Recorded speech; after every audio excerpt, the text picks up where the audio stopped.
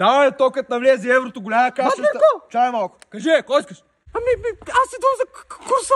Какъв курс е моето момче? За шофьор Батмирко. Ти ли си бе моето момче? Ай, качвай се, колко ще чакаме? Да се качвам ли? Няма да ми задаваш такива глупави въпроси. Давай. Едно време с майка ти ки спомени имах моето момче. Окюлев и ти как е транчах. Ай, давай, пали колата, ако чакаш, бе? Не си носа за палка, бе, Батмирко. Това за палка е моето момче. Вкарай тъпия ключ, бе. Къде? Не искам пак отзад. Къде отзад, бе? Вкарай го в ключалката и запали, бе. Добре, Батмирко, добре. Почваш много да ме нервираш. Давай, тръгвай, бе.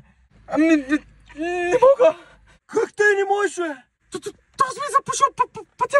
Виж го, бе. Сега, моето момче, свири му на тос и излез сега на прозореца и го напсуй. Шматка, мърде!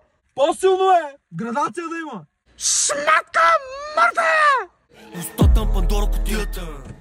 Коsto мене ли вика? Коsto на шматка, някакъв проблем ли имаш, бе? Проблем ли? Не. Косо крития ми шоцна, кой би ми пкаш? Що гледаш мене, човек? Той беше, бе!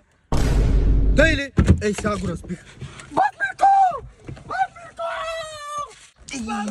Аз ти казах да не се закачаш с хората, моето момче, ама не ме слушаш.